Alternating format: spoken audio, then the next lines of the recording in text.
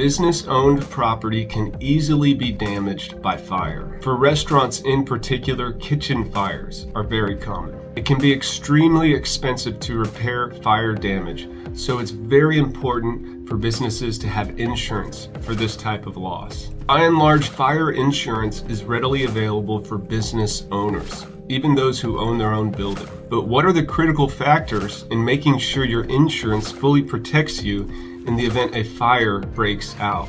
In this video, we're going to take an in-depth look at insurance for a fire event, examining why it's critical to have coverage, the different types of property valuation on your policy, and the insurance coverages that would respond to a fire event.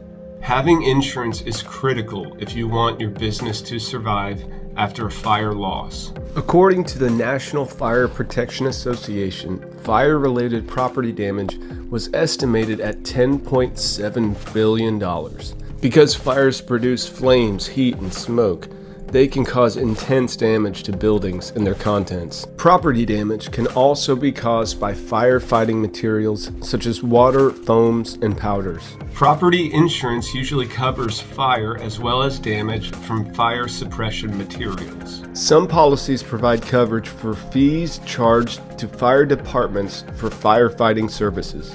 If a business does not have fire insurance, it will be responsible for paying all costs associated with the repairs and fees to the fire department. The business choosing to self-insure will likely have to close its doors if it cannot afford the costs. Let's take a minute to discuss the background of fire insurance and how it's covered through property policies today. Businesses used to purchase a specific fire policy to protect themselves from fire damage up until the middle of the 20th century. In the 1970s, commercial multi-peril policies replaced fire insurance policies. These policies were able to cover damage from a wide range of perils and not just fire. In the 1980s, ISO introduced simplified forms and updated coverages. These include the Business Owner's Policy, the BOP, and the Commercial Property Policy, which are still in use today. Not all types of property are covered by property policies. Most policies do not cover land, vehicles, or aircraft. Flood and earthquakes are also excluded from the unendorsed property policies. Understanding replacement cost versus actual cash value is critical to having adequate fire insurance. The replacement cost coverage covers the costs of replacing the damaged property with similar materials, both type and quality. Although replacement cost valuation is more expensive than coverage based upon actual cash value, it can help protect your business from large out-of-pocket expenses. Property policies utilizing actual cash value value a claim by subtracting accumulated depreciation from the replacement cost. Imagine that you have a warehouse that's 17 years old. It will cost $5 million to replace, and it has depreciated by $1 million. The actual cash value of the building is $4 million. If it's insured for ACV, actual cash value, your insurer will not pay more than $4 million if the building is fully destroyed. You will have to pay $1 million for the remainder of the building's replacement. Why are my insurance premiums so high? Is a common thought amongst many business owners. Perhaps you have thought about insuring less than the full value of your property in order to lower your premium. This is not a good idea.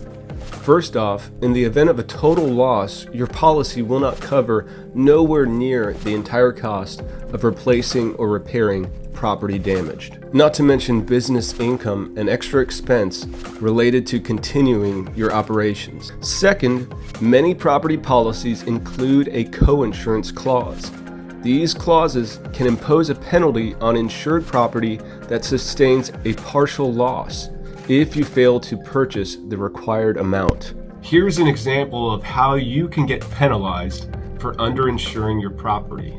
Let's say you insure a warehouse with a property policy.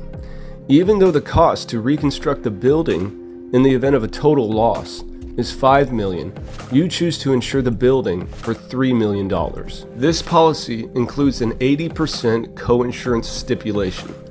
Such a stipulation indicates that you must insure your building at least $4 million if the building's replacement cost is $5 million. 80% of $5 million is $4 million. In the event of a $1 million claim, your insurer penalizes you for being underinsured. If your building is insured for $3 million and it sustains $1 million of damage, the insurance company will only pay $750,000. $3 million divided by $4 million times $1 million. Here are a few steps that can help you avoid underinsurance penalties. Insure your property up to 100% of its replacement cost value. Use an experienced appraiser to reassess your property's replacement cost value every year.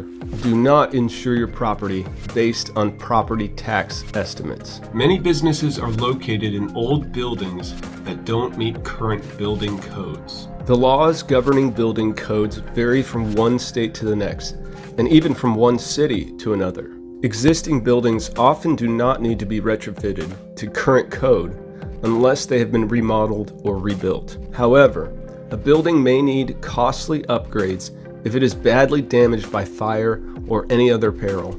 These additional costs are not covered by an unendorsed property insurance policy and are insured through the Building Ordinance and Law Coverage Extension. In the event a property is severely damaged, the business may lose income, incur additional expenses, or be forced to shut down. Building insurance will not pay income losses or extra expenses after a fire claim. The business must buy business income extra expense coverage to receive this benefit after a fire event. Sometimes separate limits are needed for this coverage item.